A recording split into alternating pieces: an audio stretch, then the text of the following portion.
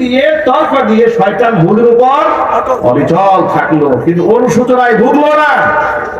শয়তান যেমন অনুশোচনা না করে মালউন হয়েছে, ধিক্কৃত হয়েছে, নিন্দিত হয়েছে, বর্তমান জমানার নব্য ফেরাউন, নব্য আবু জাহাল, নব্য কারুন, স্বৈরাচারী হাসিনা হাজার হাজার মানুষ খুন করে এখনো পর্যন্ত ক্ষমা চায় না। কথা বলতে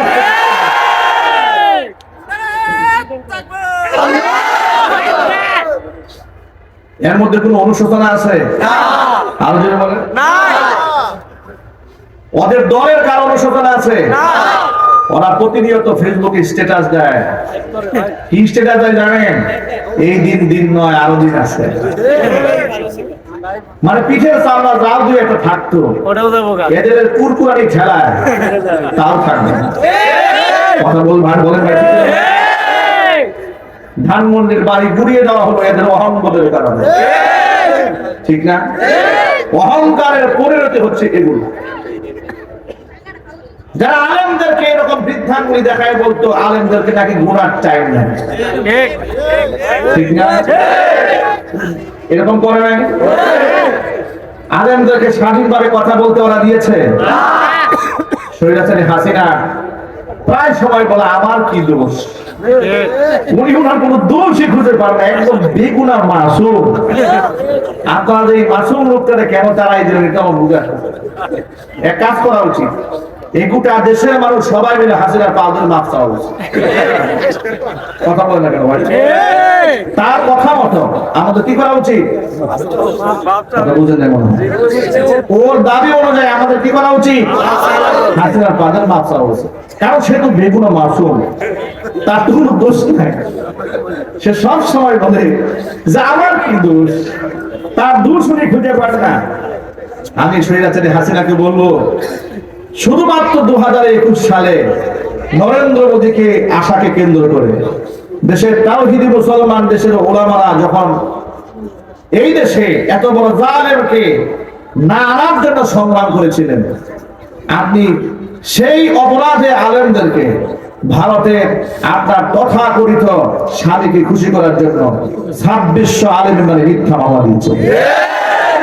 আপনি কি দোষ করেছেন আপনি খুঁজে পান না? 2013 সালে শাপলা চত্বরে নিরীহ তুলাবা উলামাদের বুকে বুলেট চালিয়ে অসংখ্য আলেম এবং মাদ্রাসা ছাত্রকে শহীদ করে শহীদের লাশগুলোকে ডাস্টবিনে ছুঁড়ে মেরেছিলেন। আপনি তো নিজের দোষ খুঁজে পান না। 57 জন সেনা অফিসারকে মাস্টার প্ল্যান করে আপনি ঠান্ডা মাথায় খুন করে স্বাধীন সার্বভৌম রাষ্ট্রকে ভারতের গোলাম বানিয়ে দিয়েছেন। আপনি তো অপরাধ খুঁজে পাচ্ছেন না। আপনি জুলাই আগস্টের বিপ্লবে 2000 থেকে 2500 মানুষকে ঠান্ডা মাথায় আপনি খুন করেছেন।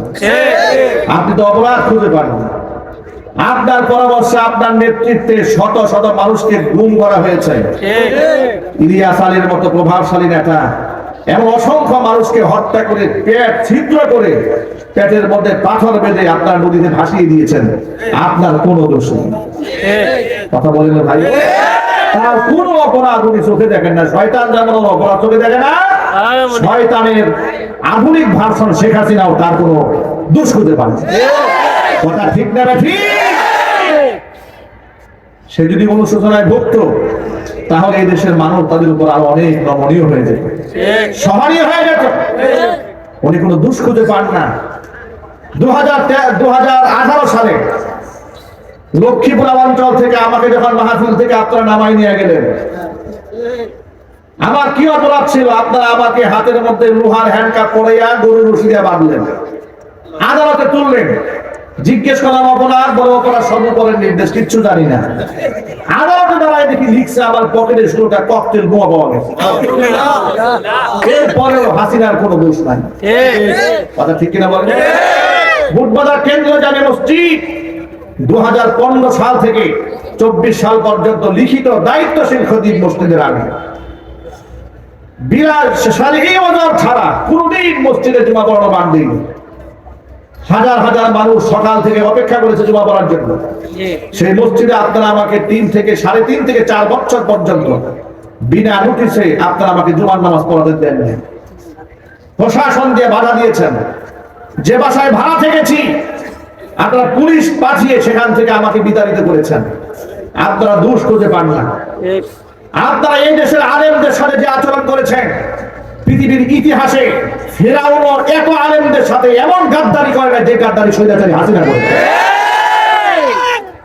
এরপরও হাসিনার কোনো দোষ নাই, এরপরও তার পক্ষে কিছু লোকেরা কথা বলে। আমার বার্তা বড় স্পষ্ট, আল্লাহর কোরআনের সাথে যে নাফরমানি স্বৈরাচারী হাসিনা করেছে, এদেশের হকপন্থী আলেমদের সাথে যে নিষ্ঠুরতম আচরণ স্বৈরাচারী হাসিনা করেছে, যত শত মানুষকে সে খুন করেছে, হাজার বার শতবার হাসিনার ফাঁসি হলেও তার পাবে প্রায়শ্চিত্ত হবে না, কথা বলতে হবে।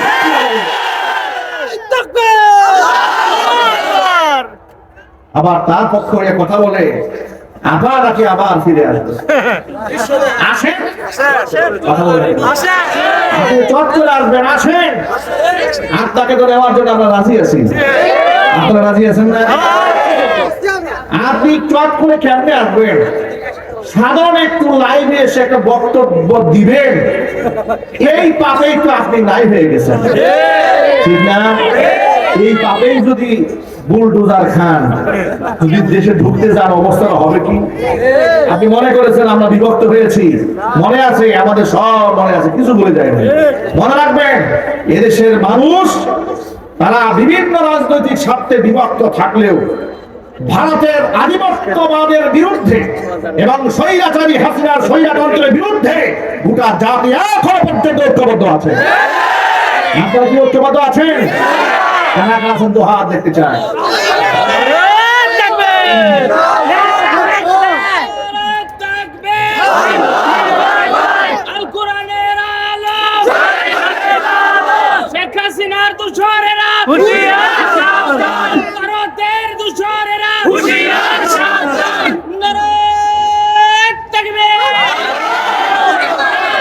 উনি ওনার দোষ খুঁজে পান না, কিছু দোষ দেখাই দিলাম। এগুলা সব হেডলাইন, মোটা দাগে, আর গোপনে কত আকাম চলছে এটা আল্লাহ ছাড়া কেউ জানে না। কথা বলেন ভাই। সে বলেছে ভারতকে যা দিয়েছি ভারত কোনোদিন ভুলতে পারবে না। আসলেই ভুলে নাই ভারত, ঠিক কিনা বলেন? আসলেই ভুলে নাই। গোটা পৃথিবীতে যখন এই নিকৃষ্ট মানুষটাকে কেউ জায়গা দেয় না, ওরা পৃথিবী আল্লাহ পাক সংকীর্ণ বানাই দিয়েছেন। কোরআন শরীফের সূরা তাহার একটা আয়াত আমার মনে পড়ে, কষ্ট হচ্ছে আপনাদের? বলেন। আল্লাহ রাব্বুল আলামিন সূরা তাহার শেষ দিকে হিফজুল কোরআন এই কপির মধ্যে 16 নম্বর পারার 19 নম্বর পৃষ্ঠার একেবারে শেষ আয়াত আল্লাহ পাক বলছেন, وَمَنْ أَعْرَضَ عَنْ ذِكْرِي فَإِنَّ لَهُ مَعِيشَةً ضَنكًا وَنَحْشُرُهُ يَوْمَ الْقِيَامَةِ أَعْمَى قَالَ رَبِّ لِمَ حَشَرْتَنِي أَعْمَى وَقَدْ كُنْتُ بَصِيرًا قال كذلك أتتك آياتنا فنسيتها وكذلك اليوم تنسى আল্লাহ পাক বলেন, ওয়ামান আ'রাদা আন যিকরি, আমার কোরআন থেকে যে ব্যক্তি মুখ ফিরায় নেবে, ফাইন্না লাহু মাঈশাতান দানকা, আমি তার গোটা জিন্দেগিটাকে সংকীর্ণ বানায় দেব। মানে দুই কতুল আরদু বিমা রহবাত, জমিন প্রশস্ত হওয়ার পর আল্লাহ পাক তাদের জন্য সংকীর্ণ বানায় দেবেন। বাস্তবতা হাসিনার দিকে তাকায় দেখেন, হাসিনা কোরআনের বিরুদ্ধে অবস্থান গ্রহণ করেছিল, আলেমদের বিরুদ্ধে অবস্থান গ্রহণ করেছিল ক্ষমতার চেয়ারকে শক্তিশালী করার জন্য। হিন্দুত্ববাদ প্রতিষ্ঠার জন্য সে নিজে আন্দোলন করেছে, মুসলমানদের অধিকারকে হরণ করেছে, আলেমদেরকে স্বাধীনভাবে বয়ান করতে দেয় নাই, কত মাহফিলে 144 ধারা তারা জারি করেছে। পাপের প্রায়শ্চিত্ত হাসিনা এবং তাদের নাতি পুতিদেরকে অবশ্যই ভোগ করতে হবে। কোরআনের মাহফিলগুলোর মধ্যে বাধা সৃষ্টি করেছে, ঠিক না? ইসলামপুরের মাঠে আমাকে মাহফিল করতে দেয় নাই, চৌরাস্তার মাঠে আমার মাহফিল বন্ধ করে দিয়েছে, বোট বাজারে আমার মাহফিল বন্ধ করেছে, কাশিমপুরের হাই স্কুল ফুটবল মাঠে আমার মাহফিল বন্ধ করেছে, শফিপুর আন্দার মালিক মাদ্রাসার মাহফিলে একদিন আগে গিয়ে প্রশাসন বলেছে মাদানী হুজুর ওয়াজ করতে পারবে না, সবাই ওয়াজ করবে, আমি করতে পারবো না। কেন? আমি তোমাদের পাকাধারি মই দিয়েছিলাম, আমাকে সহ্য হয় না। কারণ কি জানেন? ওরা যখন আলেমদের কোমরে রশি বাঁধতো, আমি ওদের প্রতিবাদ জানাতাম। কথা বলতো, আমি ঠিক কিনা বলে? তখন আমি কথা বলেছি।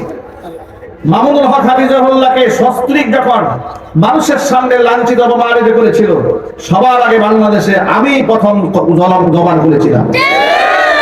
আমি তাদের শত্রু হয়ে গিয়েছি, ঠিক না? ওরা শরীয়ত বিরোধী আকাম করবে, আর আমরা প্রতিবাদ করলে আমরা মৌলবাদ হয়ে যায়, জঙ্গিবাদ হয়ে যায়, উস্কানিমূলক নাকি কথাবার্তা বলে। তো কার বিরুদ্ধে উস্কানি দিয়েছি? আমাদের 16 বছরের বক্তব্য রেকর্ড আছে। তোমরা শরীয়ত বিরোধী কাজ করেছো, তোমাদের সেই সমস্ত অন্যায় প্রতিবাদ করেছি। আর এই অন্যায় প্রতিবাদ করা এটা আল্লাহর পক্ষ থেকে জিম্মাদারি।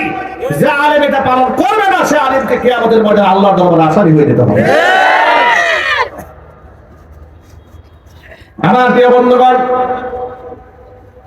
আল্লাহ রাব্বুল আলামিন কোরআন মাজিদের মধ্যে বলে দিয়েছেন, যে ব্যক্তি আমার কোরআন থেকে মুখ ফিরিয়ে নেবে, ফাইন্না লাহু মাঈশাতান দানকা, গোটা জিন্দেগি আমি সংকীর্ণ বানাই দেব।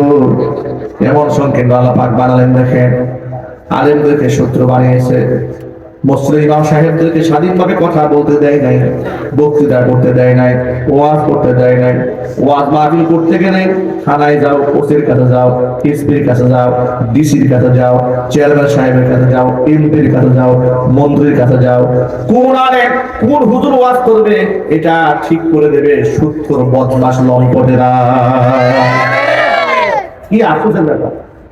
কোন আলেম কথা বলবে এটা ডিসাইড করবে বদখোর, লম্পট, চরিত্রহীন বদমাশ গুলা ঠিক করবে কোন আলেম কথা বলবে আর কোন আলেম কথা বলবে না। প্রিয় ভাইরা, বদমাশদের কাছে যে আলেম শত্রু, আল্লাহর কসম, আল্লাহর কাছে সে আলেম শ্রেষ্ঠ আলেম। ঠিক কিনা বলেন? আর শয়তান এবং শয়তানদের কাছে যে আলেম বন্ধু, নিঃসন্দেহে আল্লাহর কাছে তার চাইতে বড় মুনাফিক এই জমিনে আর নেই। ওরা দাঁড়িয়ে বলতো যে কোন হক্কানে আলেমকে গ্রেফতার করা হয় নাই, ধর্ম ব্যবসায়ীদেরকে গ্রেফতার করা হয়েছে। নাউজুবিল্লাহ বলেন, আর চিল্লাকে নাউজুবিল্লাহ। আমার দেওয়ান ভাইরা, তাহলে আল্লাহ পাকের কথা মিলায় না। আল্লাহ বলছে, যারা আমার কোরআন থেকে মুখ ফিরায় নেবে, ওদের জিন্দেগি আমি সংকীর্ণ বানাই দেব। এবার শরীরাচারীর দিকে তাকাই দেখেন, পৃথিবী আল্লাহ পাক কেমন সংকীর্ণ বানাই দিয়েছেন। দুবাই যেতে চাই, দুবাই বলে না আমি নেব না। আমেরিকা নিতে চায়, যেতে চায়, বলে না, ওর কোনো শয়তান আমাদের জায়গা নাই। লন্ডনে যেতে চায়, লন্ডন বলে না, আমাদের শয়তান অভাব নাই, এত বড় শয়তান দরকার নেই। ঠিক কিনা বলেন? সুইডেন নাস্তিকদের দেশ, বলে না না না, আমরা নাস্তিকদের ভালো আছি, ওর মতো ভালো মানুষ দরকার নেই। এই ভালো মানুষ যেখানে যায় সেখানে আগুন লাগায়।